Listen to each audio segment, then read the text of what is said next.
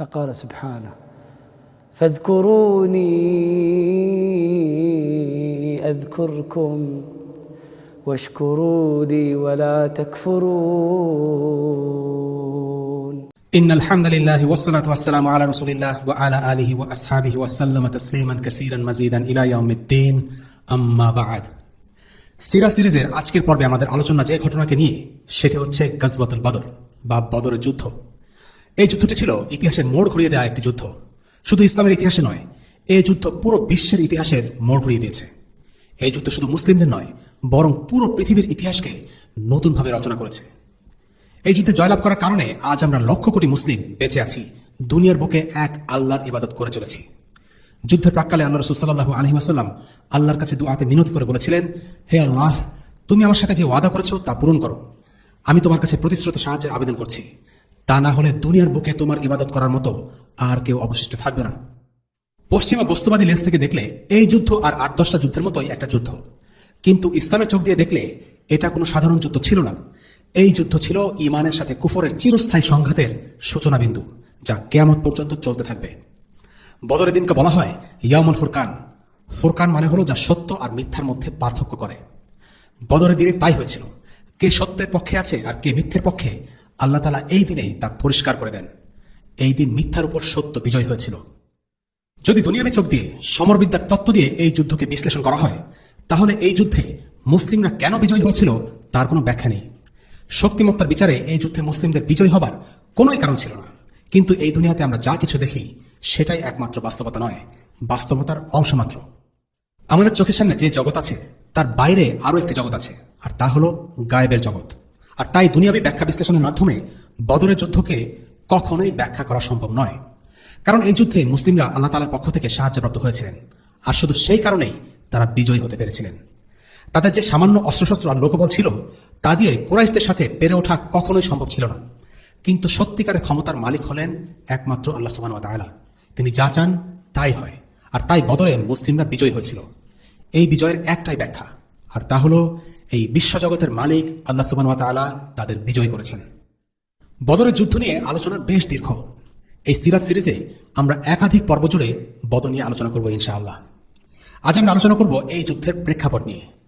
নিঃসন্দেহে আল্লাহ তাআলা এই যুদ্ধকে তাকদীরে লিখে রেখেছেন বলেই এই যুদ্ধ সংঘটিত হয়েছে। কিন্তু এই যুদ্ধের একটা পটভূমি আছে, আর আল্লাহ তাআলাই সেই পটভূমি নির্মাণ করেছেন। আমরা শুরুর দিকে আলোচনা করব কোন ঘটনাগুলো ধারাবাহিকতায় বা কিসের রেশ ধরে বদরের যুদ্ধে উভয় দল মুখোমুখি হয়েছে।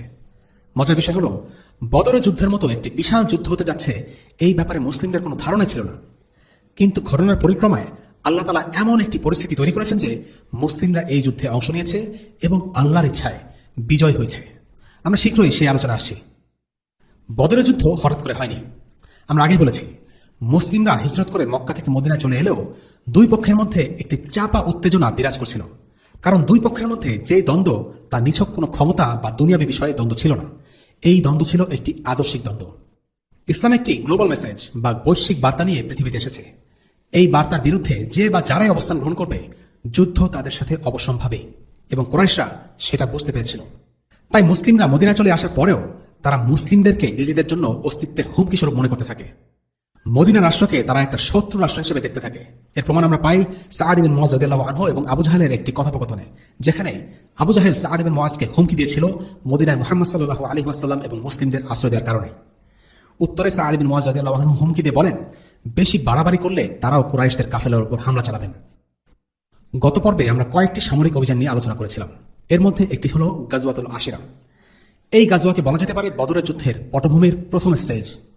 এই অভিযানে মুসলিমদের লক্ষ্য ছিল কুরাইশদের একটি কাফেলাকে আক্রমণ করা, কিন্তু তারা সেবার কুরাইশদের কাফেলাকে হাতের নাগালে পায়নি বলে কোনো হতাহতের ঘটনা ঘটেনি। বদরের পটভূমির দ্বিতীয় স্টেজ বলা যেতে পারে সারিয়ায় নাখলাকে। এই অভিযান নিয়েও আমরা গত পর্বে আলোচনা করেছিলাম। আল্লাহ রাসূল সাল্লাল্লাহু আলাইহি ওয়াসাল্লাম কিছু মুজাহিদ সাহাবীকে কুরাইশদের একটি কাফেলা নজরদারি করার উদ্দেশ্যে একটি অভিযান প্রেরণ করেন, কিন্তু তারা নিজ থেকেই সেই কাফেলাকে আক্রমণ করেন, এবং সেটা তারা করেছিলেন হারাম মাসে অথবা আশহারুল হুরুমের 4টি মাসের একটি মাসে। হারাম মাসগুলোতে আরবরা যুদ্ধ বিগ্রহ করা থেকে বিরত থাকত, কিন্তু মুসলিমরা হারাম মাসে এই আক্রমণ পরিচালনা করায় বিষয়টা বেশ শোরগোলের জন্ম দেয়, এবং কাফিররা এ থেকে ফায়দা লুটার চেষ্টা করে। এই ঘটনা মুসলিম বনাম কুরাইশ সংঘাতে নতুন মাত্রা যোগ করে। কাফেলা আক্রমণের এই স্ট্র্যাটেজি ছিল খুবই গুরুত্বপূর্ণ এবং কার্যকরী একটা কৌশল। রাসূলুল্লাহ সাল্লাল্লাহু আলাইহি ওয়াসাল্লাম এর মাধ্যমে কুরাইশদের অর্থনীতিতে আঘাত হানতে চেয়েছিলেন, যেন তারা সামগ্রিকভাবে দুর্বল হয়ে পড়ে। তৃতীয় যে অভিযানটি সরাসরি বদরের যুদ্ধে দুই পক্ষকে মুখোমুখি করেছিল, সেটা একই বছরে, অর্থাৎ হিজরি দ্বিতীয় সনে। আমরা আগেই বলেছি, মক্কার ছিল দুটো বাণিজ্যিক রুট, একটি সিরিয়াগামী আর একটি ইয়েমেনগামী। এই দুটো রুটে সারা বছর কাফেলা যাওয়া আসা করত। তবে বছরের শীত ও গ্রীষ্মকালে বিশাল দুটো কাফেলা কুরাইশা পাঠাত। শীতকালের কাফেলাটি যেত ইয়েমেনের উদ্দেশ্যে, আর গরমকালে শামের উদ্দেশ্যে, অর্থাৎ সিরিয়ার উদ্দেশ্যে। এই দুটো কাফেলা ছিল অনেক অনেক বড়। এই কাফেলাগুলোতে মক্কার লোকেরা তাদের সমস্ত অর্থ বিনিয়োগ করত। কুরাইশদের ব্যবসা বাণিজ্যের একটা বড় চালিকা শক্তি ছিল এই দুটো কাফেলা। আল্লাহ রাসূল সাল্লাল্লাহু আলাইহি ওয়াসাল্লাম এমনই একটি বড় কাফেলা আক্রমণের সিদ্ধান্ত নেন। আগের যে দুটো অভিযান পরিচালিত হয়েছিল, সেগুলোর উদ্দেশ্যই ছিল কুরাইশদের কাফেলা আক্রমণ করা। তবে সেই কাফেলাগুলো এতটা বড় ছিল না। হিজরি দ্বিতীয় বর্ষের রমাদান মাসের 12 তারিখ আল্লাহ রাসূল সাল্লাল্লাহু আলাইহি ওয়াসাল্লাম শামের উদ্দেশ্যে যাত্রারত যে কাফেলা আক্রমণ করার সিদ্ধান্ত নেন, সেই কাফেলা ছিল 1000 উট। এখনকার হিসেব মতে সেই সম্পদের পরিমাণ কোটি কোটি টাকা। কাফেলা ছিল 30 থেকে 40 জনের মতো কুরাইশ সদস্য, আর কাফেলার নেতৃত্বে ছিল আবু সুফিয়ান। বলা হয়ে থাকে, এই কাফেলায় কুরাইশদের একজন ব্যক্তি ছাড়া প্রতিটি মানুষ কিছু না কিছু বিনিয়োগ করেছিল। কুরাইশদের ইতিহাসে এত বড় কাফেলা পাঠানোর কোনো নজির নেই। কেন এবারের কাফেলাটি এত বড়? এর কারণ হতে পারে, এই কাফেলায় মুসলিমদের রেখে যাওয়া সম্পদ ছিল। মুসলিমরা যখন মক্কা ছেড়ে মদিনায় চলে আসলেন, তখন তাদের অনেকেই সম্পদ, বাড়িঘর সব ফেলে আসতে বাধ্য হয়েছিলেন। কুরাইশ মুশরিকরা সেসব দখল করে নেয়। সম্ভবত সে কারণে কুরাইশরা এই কাফেলায় মুসলিমদের থেকে দখল করার অর্থ সম্পদ বিনিয়োগ করতে সক্ষম হয়। কুরাইশদের কাফেলার অবস্থান ও গতিপথের ব্যাপারে তথ্য সংগ্রহের জন্য রাসূলুল্লাহ সাল্লাল্লাহু আলাইহি ওয়াসাল্লাম তার শক্তিশালী ইন্টেলিজেন্স টিমের লোকদের কাজে লাগালেন। তাদের মাধ্যমে তিনি নিয়মিত শত্রুপক্ষের ব্যাপারে তথ্য সংগ্রহ করতেন। কুরাইশদের কাফেলা পাঠানোর খবর পাওয়া মাত্র রাসূলুল্লাহ সাল্লাল্লাহু আলাইহি ওয়াসাল্লাম সেই কাফেলার খোঁজ নেওয়ার জন্য গুপ্তচর পাঠান। বাসবাস ইবনে আমর রাদিয়াল্লাহু আনহু তথ্য জোগাড় করে সরাসরি রাসূলুল্লাহ সাল্লাল্লাহু আলাইহি ওয়াসাল্লামের বাসায় এলেন। সেই সময় রাসূলুল্লাহ সাল্লাল্লাহু আলাইহি ওয়াসাল্লামের ঘরে ছিলেন শুধুমাত্র আনাস রাদিয়াল্লাহু আনহু ও বাসবাস। আনাস বিন মালিকের বয়স মাত্র তখন 7। বাসবাস রাসূলুল্লাহ সাল্লাল্লাহু আলাইহি ওয়াসাল্লামকে কুরাইশদের কাফেলার অবস্থান সম্পর্কে তথ্য দিলেন। কোন কোন বর্ণনায় এসেছে, নবীজি সাল্লাল্লাহু আলাইহি ওয়াসাল্লাম তালহা এবং যায়েদ রাদিয়াল্লাহু আনহুমাকেও তথ্য সংগ্রহের জন্য পাঠান। কাফেলা সম্পর্কে তথ্য পেয়ে রাসূলুল্লাহ সাল্লাল্লাহু আলাইহি ওয়াসাল্লাম দ্রুত বের হয়ে এসে সবাইকে উদ্দেশ্য করে বললেন, আমরা একটা অভিযানে বের হব। আমাদের লোক দরকার, যাদের সাথে এই মুহূর্তে চড়ার মতো বাহন প্রস্তুত আছে, শুধু তারাই এসো। অনেকেই তাদের চড়ার উপযোগী জন্তু মদিনার নিকটস্থ পাহাড়ে ঘাস খাওয়ানোর জন্য রেখে এসেছিল। তারা সেগুলো আনার জন্য রাসূলুল্লাহ সাল্লাল্লাহু আলাইহি ওয়াসাল্লামের কাছে অনুমতি চাইল। তিনি বললেন, না, শুধু তারাই যোগ দেবে যাদের বাহন প্রস্তুত আছে। রাসূলুল্লাহ সাল্লাল্লাহু আলাইহি ওয়াসাল্লাম একদমই দেরি করতে চাচ্ছিলেন না। প্রস্তুতির জন্য তিনি আলাদাভাবে সময় নষ্ট করতে চাননি। আর এই কারণেই এই অভিযানে অংশগ্রহণকারীর সংখ্যা খুব কম ছিল। মুসলিমদের মধ্যে সেই সময় যুদ্ধ করার মতো অন্তত 1500 যোদ্ধা গণনা করা হয়েছিল, কিন্তু এই অভিযানে অংশ নিতে পেরেছিল মাত্র 313 জন, মতান্তরে 317 বা 319 জন। আবু সুফিয়ানের অধীনস্থ কাফেলাটি দখল করাই ছিল এই অভিযানের উদ্দেশ্য। রাসূলুল্লাহ সাল্লাল্লাহু আলাইহি ওয়াসাল্লাম সবাইকে উদ্দেশ্য করে বললেন, এই কাফেলাটি কুরাইশদের, এতে প্রচুর সম্পদ থাকবে। এটিকে আক্রমণ করো, যাতে আল্লাহ তাদের সম্পদ তোমাদেরকে গনিমত হিসেবে প্রদান করেন। এখানে লক্ষণীয়, মুসলিমদের সাথে কুরাইশরা ছিল যুদ্ধরত, আর ইসলামী শরীয়ত অনুসারে যুদ্ধরত জাতির রক্ত আর সম্পদ হচ্ছে হালাল, অর্থাৎ তাদের হত্যা করা যাবে এবং তাদের সম্পদ দখল করা যাবে। উপরন্তু কুরাইশদের সে কাফেলা ছিল মুহাজিরিনদের হাত থেকে ছিনিয়ে নেওয়া সম্পদ। মুহাজিরদের সম্পদ ফিরে পাওয়া ছিল এই অভিযানের উদ্দেশ্য। আল্লাহ রাসূল সাল্লাল্লাহু আলাইহি ওয়াসাল্লাম যখন এই অভিযানের উদ্দেশ্য বের হচ্ছিলেন, তখন মুসলিমদের ধারণা ছিল না আসলে কি হতে যাচ্ছে।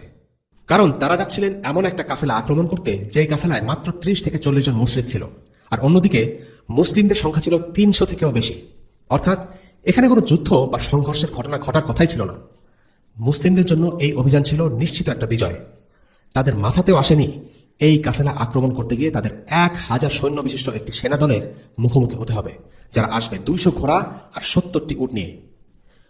কুরাইশদের সাথে সম্মুখ সমরে যাওয়ার কোনো পরিকল্পনাই মুসলিমদের ছিল না, কিন্তু আল্লাহ যা নির্ধারিত রেখেছেন তাই ঘটে। আর তাই কাফেলা আক্রমণ করার একটি সহজ অভিযানে গিয়ে মুসলিমদের কুরাইশদের মুখোমুখি হলো বদরের প্রান্তরে, এমন এক দিনে যাকে আল্লাহ বলেছেন ইয়াউমুল ফুরকান বা মীমাংসার দিন।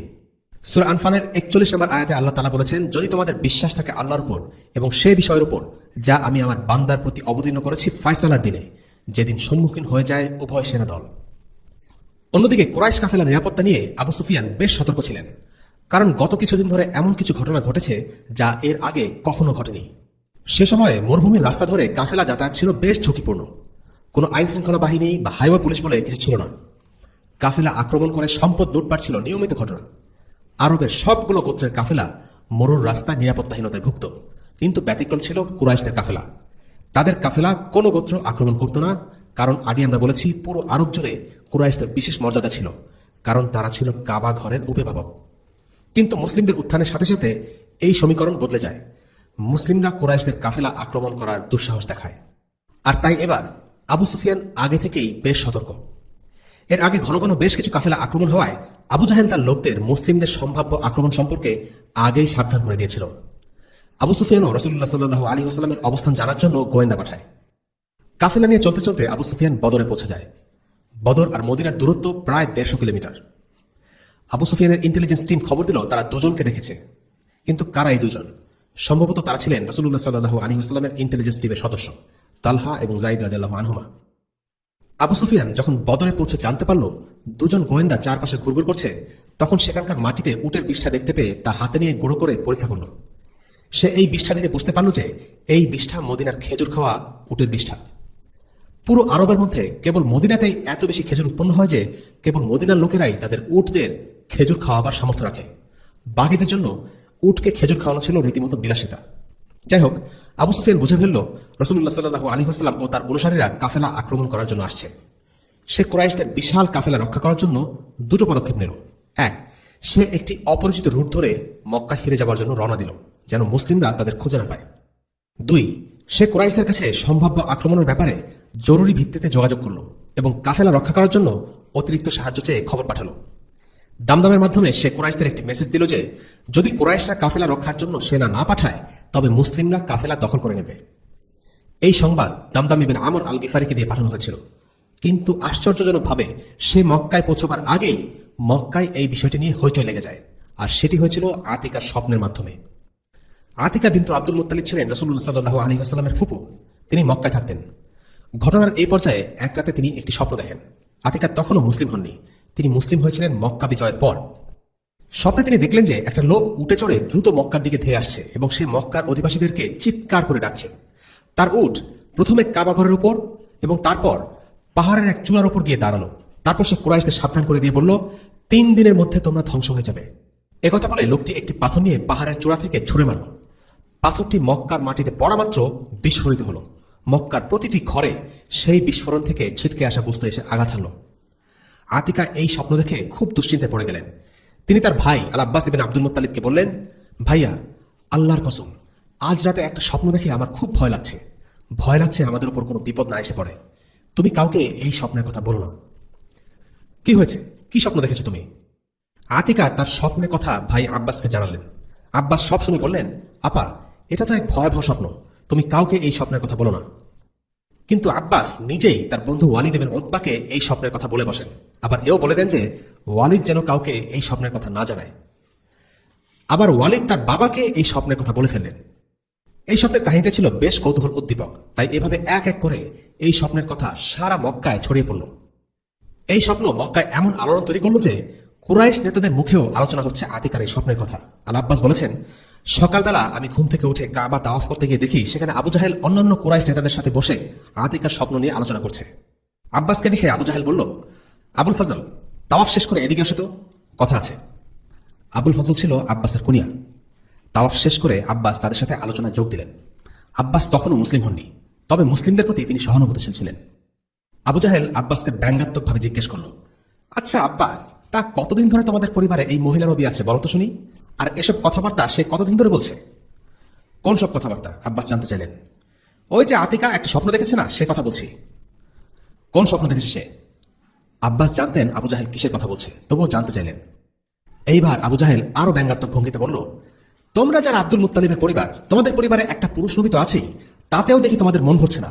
এখন দেখছি তোমরা একটা মহিলা নবী বানিয়ে এনেছ। পুরুষ নবী বলতে আবু জাহেল আল্লাহ রাসূল সাল্লাল্লাহু আলাইহি ওয়াসাল্লামের কথা ইঙ্গিত করছিল, কারণ আল্লাহ রাসূল, তার চাচা আব্বাস, ফুফু আতিকা তারা ছিলেন একই পরিবার, বনু হাশিমের সন্তান। এরপর আবু জাহেল বলল, আতিকা নাকি 3 দিনের আলটিমেটাম দিয়েছে, তো আমরা ভাবছি এই 3 দিনের অপেক্ষা করে দেখবো আদৌ কিছু হয় কিনা। এর মধ্যে সে যা বলেছে যদি সত্যি না হয় তাহলে তোমাদেরকে আরবের সবচেয়ে বড় মিথ্যুক বলে লিখিত ঘোষণা জারি করা হবে, বুঝেছ? নিজের মান সম্মান বাঁচানোর জন্য আব্বাস পুরো ঘটনা অস্বীকার করে বললেন, না, আতিকা তো কোনো স্বপ্ন দেখেনি।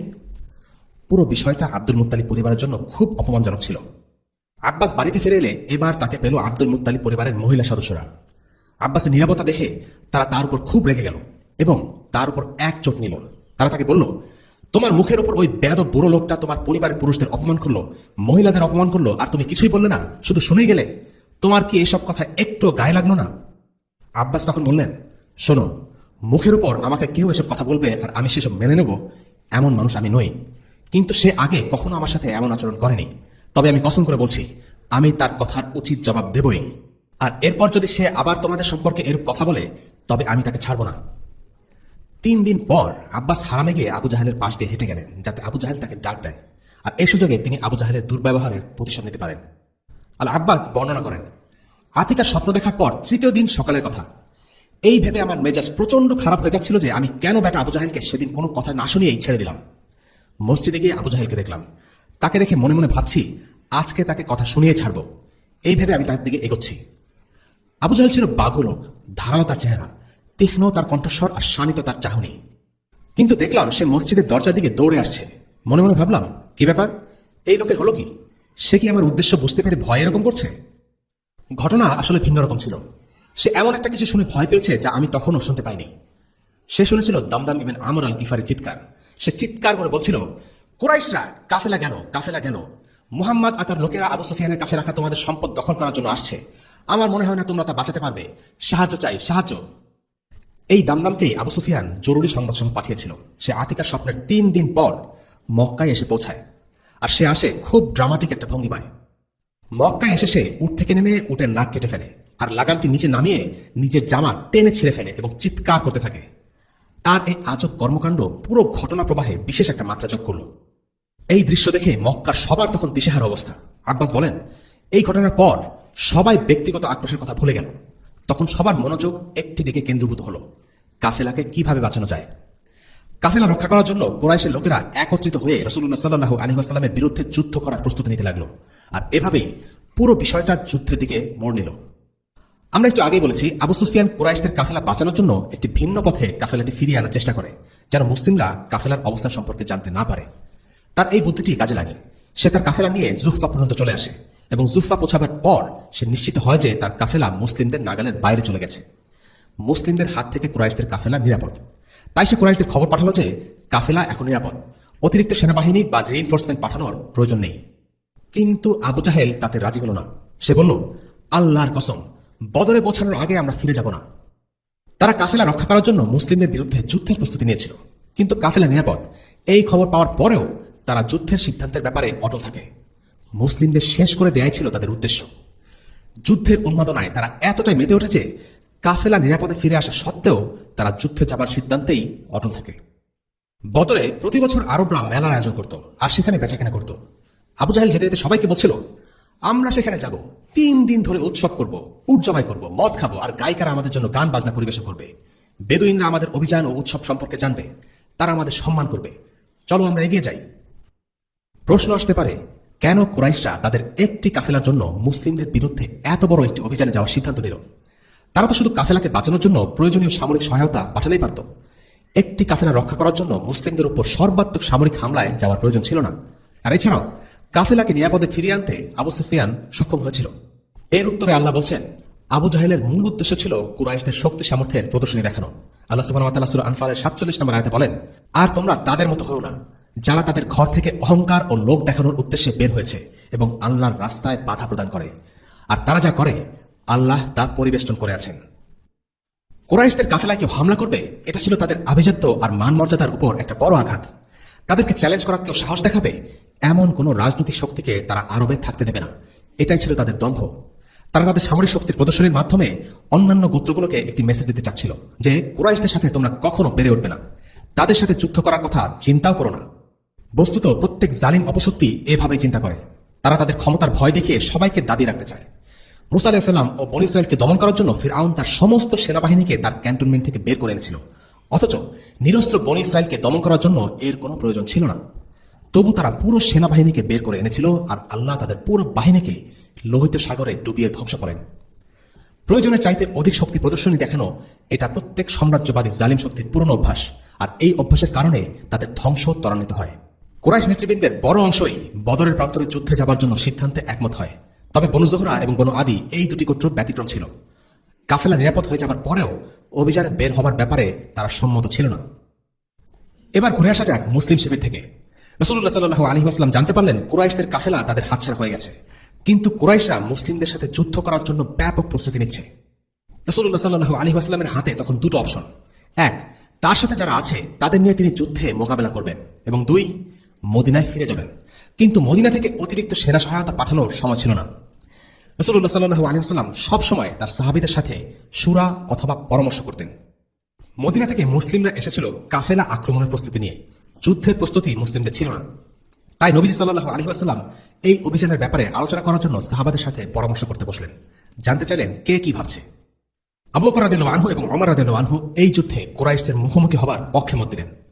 এরপর দাঁড়ালেন মিকদাদ ইবনে আসওয়াদ। তিনি বললেন, ইয়া রাসূলুল্লাহ, আল্লাহ আযজা ওয়া জাল আপনাকে যে কাজে নির্দেশ দিয়েছেন আপনি তার জন্য অগ্রসর হন। বনী ইসরাইল তাদের নবী মূসাকে বলেছিল, মূসা তুমি তোমার রবকে নিয়ে যুদ্ধ করো, আমরা এখান থেকে নড়ছি না। কিন্তু আমরা আপনাকে কখনোই এমন কথা বলবো না। আমরা যুদ্ধ করব আপনার সামনে থেকে, আপনার পেছন থেকে, আপনার ডানে দাঁড়িয়ে এবং আপনার বামে দাঁড়িয়ে। আপনি আপনার রবকে নিয়ে যুদ্ধে অগ্রসর হন, আমরাও আপনার সাথে আছি।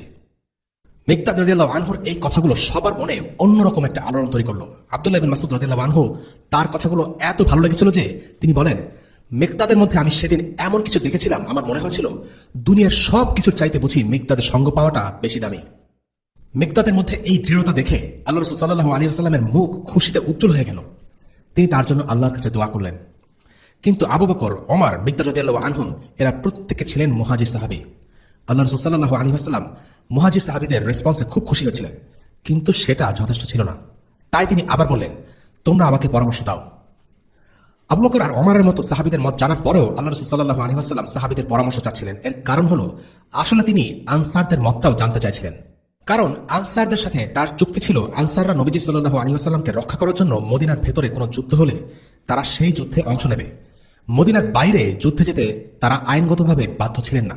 আর এই কারণেই নবীজি সাল্লাল্লাহু আলাইহি ওয়াসাল্লাম স্পষ্টভাবে জানতে চাচ্ছিলেন যে মদিনার বাইরে এরকম একটি যুদ্ধে আনসাররা অংশ নেবেন কিনা। বিষয়টি বুঝতে পারলেন সাআদ ইবনে মুআয রাদিয়াল্লাহু আনহু। তিনি জিজ্ঞেস করলেন, ইয়া রাসূলুল্লাহ, আপনি বোধহয় আমাদের মত জানতে চাইছেন, তাই না? রাসূলুল্লাহ সাল্লাল্লাহু আলাইহি ওয়াসাল্লাম বললেন, হ্যাঁ তাই।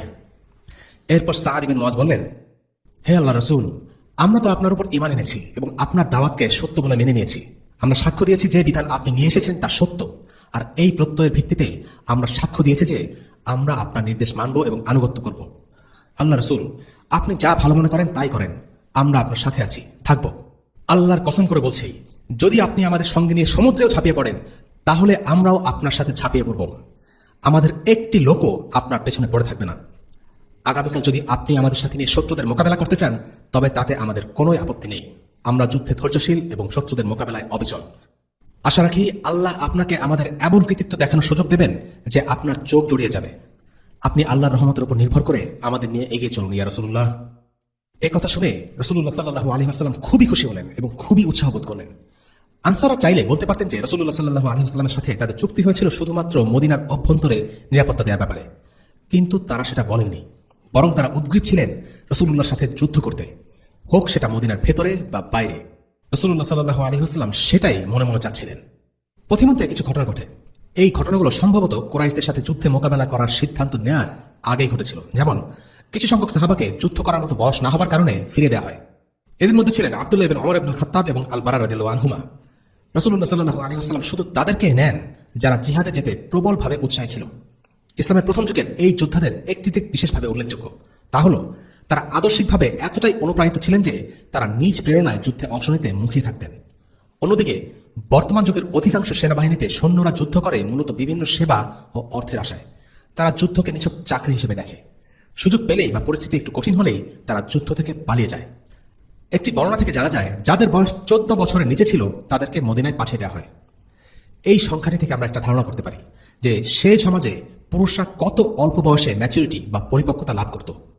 আমাদের সময়কে আমরা যতই আধুনিক আর ফাস্ট বলে দাবি করি না কেন, মানসিক পরিপক্কতার দিক দিয়ে যে আমরা পিছিয়ে আছি সে বিষয়ে কোনো সন্দেহ নেই। আমাদের সময়ে 18 বছর বয়সকে প্রাপ্তবয়স্ক হবার বয়স হিসেবে ধরা হয়, আর মদিনার ইসলামী সমাজে 14 বছর হলে একজন পুরুষ জিহাদে অংশ নেওয়ার জন্য শারীরিকভাবে সমর্থ বলে গণ্য হতো। বদরে এই যুদ্ধে অংশ নিয়েছিল কেবল মুসলিমরা, মুসলিম বাহিনীতে কোনো মুশরিক অংশ নেয়নি। আয়েশা রাদিয়াল্লাহু আনহা বর্ণনা করেন, আল্লাহ রাসূল বদরের দিকে যাত্রা করলেন। তিনি যখন মদিনা থেকে 4 মাইল দূরে হাররাতুল ওয়াবারাতে পৌঁছলেন, তখন এক লোক তার কাছে আসলো। লোকটি বীরত্ব ও সাহসিকতার জন্য বেশ সুপরিচিত ছিল। রাসূলুল্লাহ সাল্লাল্লাহু আলাইহি ওয়াসাল্লামের সঙ্গীরা লোকটিকে দেখে বেশ খুশি হলেন। লোকটি বলল, আমি এসেছি তোমাদের সাথে যেতে এবং যুদ্ধলব্ধ সম্পদ লাভ করতে। রাসূলুল্লাহ সাল্লাল্লাহু আলাইহি ওয়াসাল্লাম জিজ্ঞেস করলেন, তুমি কি আল্লাহ ও তার রাসূলকে বিশ্বাস করো? সে বলল, না। তখন রাসূলুল্লাহ সাল্লাল্লাহু আলাইহি ওয়াসাল্লাম বললেন, তাহলে তুমি ফিরে যাও, আমি কোনো মুশরিকের কাছ থেকে সাহায্য নেব না। এরপর সে চলে গেল।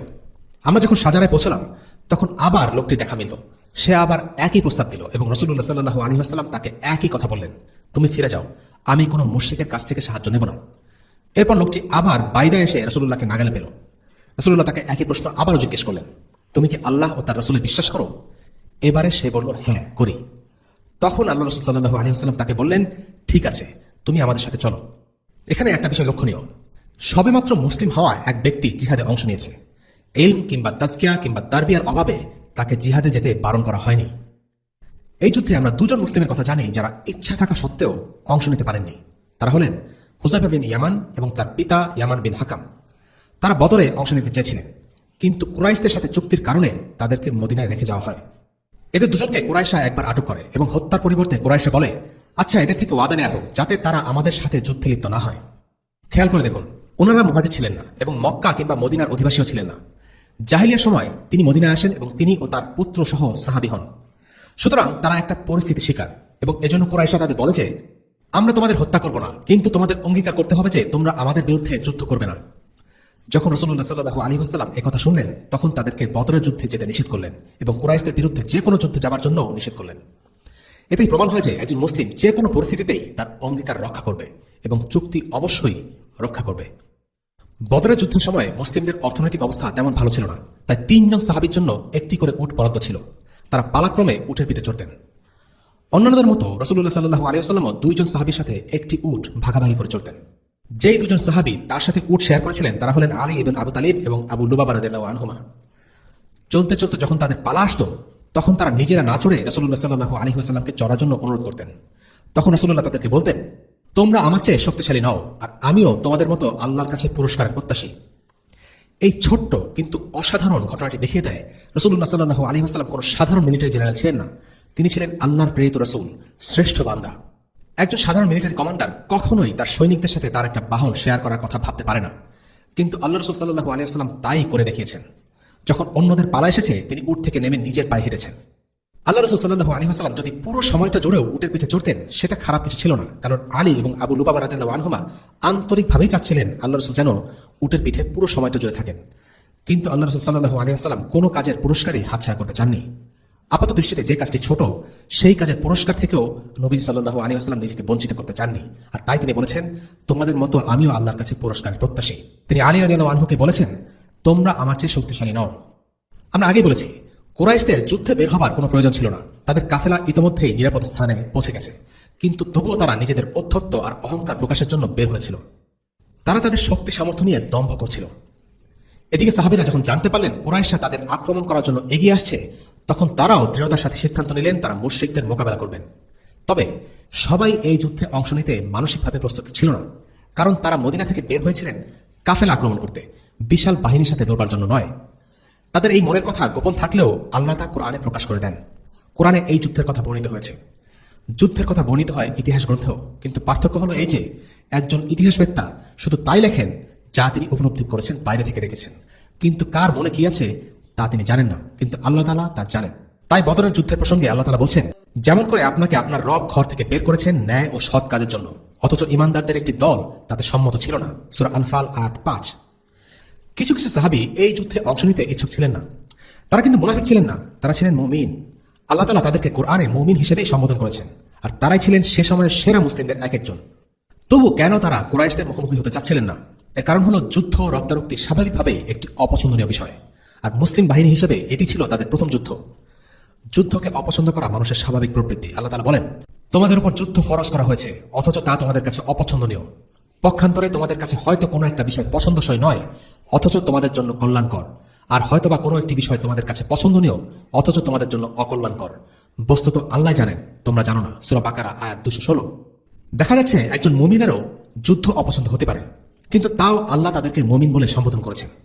একজন ইমানদার ব্যক্তি কোনো ভালো কাজে ইতস্তত করতেই পারে, সেটা কোনো সমস্যা না, যদি তার ঈমান দুর্বলতার উপর জয়ী হয়। হজে যাবার জন্য কিংবা ফজরে ঘুম থেকে উঠতে গড়িমসি করলেও সেটাকে যদি শেষ পর্যন্ত কাটিয়ে ওঠা যায়, তাহলে তাতে তেমন কোনো সমস্যা নেই।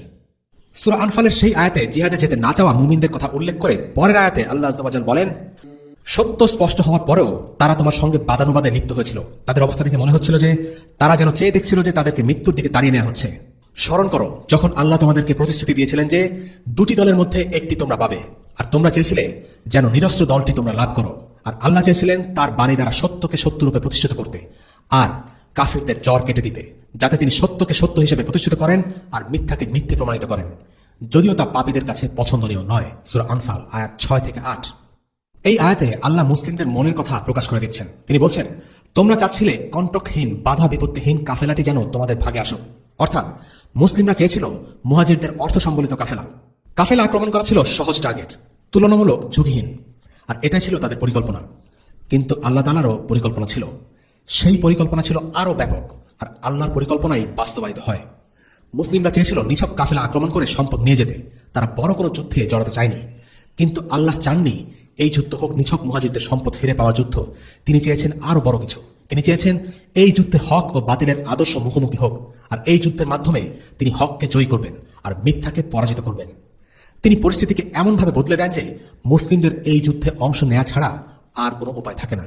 আর এই কারণেই এই দিনকে বলা হয় ইয়াউমাল ফুরকান, বা সত্য মিথ্যার পার্থক্যকারী দিন। এবার ঘুরে আসা যাক কুরাইশদের ক্যাম্প থেকে। কুরাইশরা মুসলিমদের উচিত শিক্ষা দেওয়ার জন্য ব্যাপক প্রস্তুতি গ্রহণ করা শুরু করে।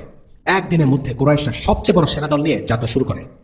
কুরাইশদের প্রত্যেকটি ঘর থেকে কেউ না কেউ যুদ্ধে অংশ নেওয়ার জন্য বের হয়, যেমনটা আমরা দেখেছি আতিকার স্বপ্নে।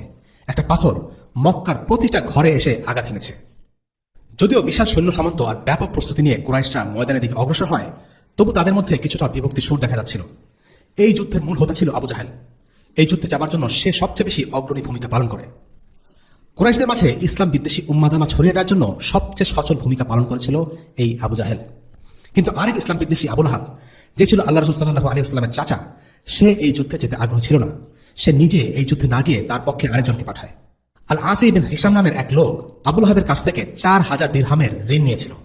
সে আল আসিকে বলে, তুমি আমার পক্ষ হয়ে এই যুদ্ধে অংশ নাও, আমি তোমাকে তাহলে এই ঋণ মাফ করে দেব। আবু লাহাবের যুদ্ধে না যাবার কারণ কি? এর কারণ সম্ভবত এটাই যে সে ছিল বনু হাশিম গোত্রের সদস্য, আর আল্লাহ রাসূল সাল্লাল্লাহু আলাইহি ওয়াসাল্লামও তাই।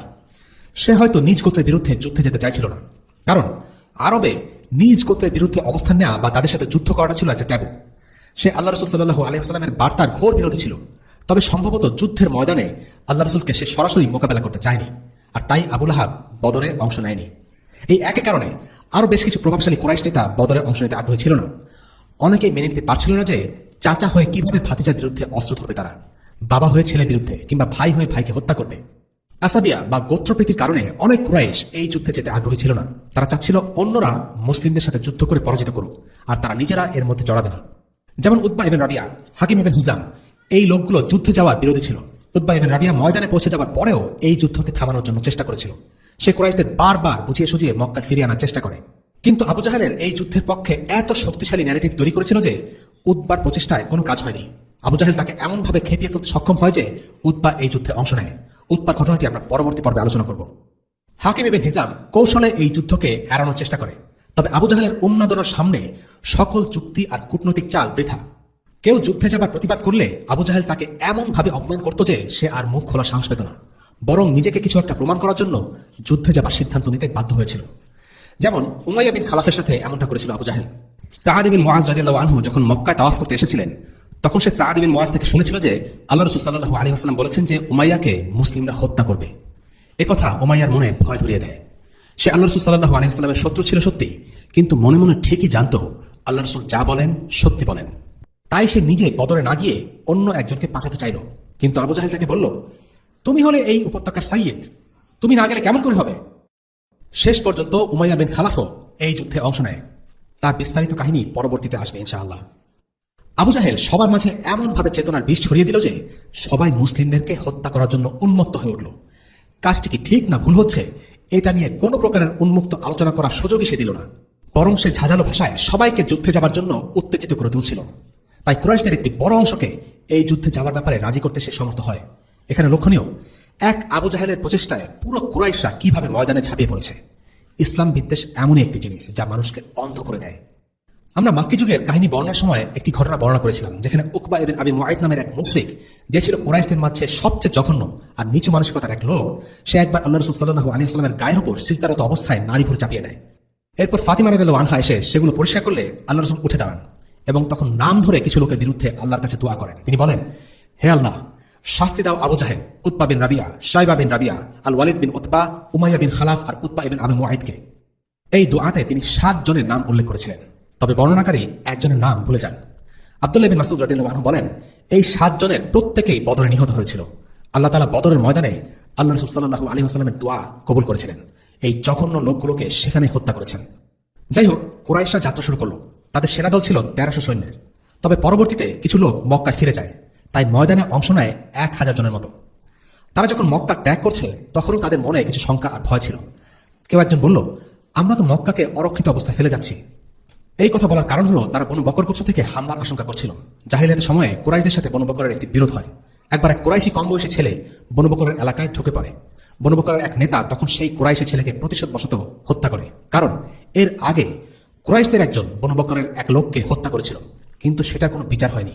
তাই এই কুরাইশি ছেলেকে হত্যা করার মাধ্যমে বনু বকর প্রতিশোধ নেয়। কিন্তু কুরাইশরা পরে এটি নিয়ে আর উচ্চবাচ্য করেনি। কিন্তু বিষয়টিকে সহজভাবে নিতে পারেনি নিহত ছেলেটির পরিবার।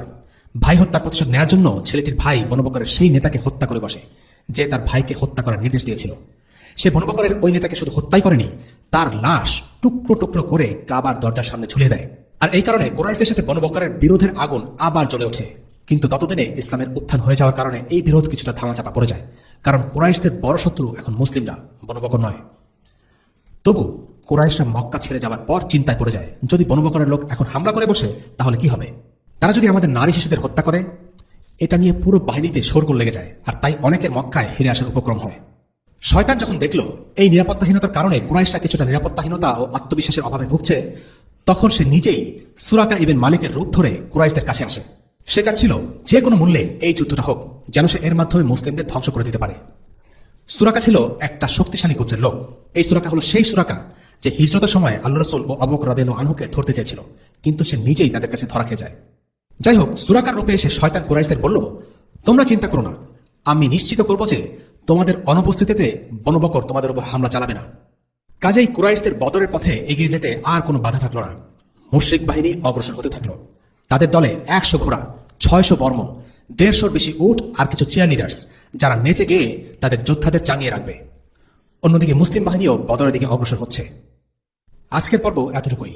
পরবর্তী পর্বে আমরা আলোচনা করব যুদ্ধের আগের রাত এবং ময়দানের মুহূর্তগুলো ইনশাআল্লাহ। ওয়াসাল্লাল্লাহু আলা সাইয়্যিদিনা মুহাম্মদ ওয়া আলা আলিহি ওয়া আসহাবিহি ওয়া সাল্লাম। আলহামদুলিল্লাহি রাব্বিল আলামিন। আসসালামু আলাইকুম ওয়া রাহমাতুল্লাহি ওয়া বারাকাতুহু।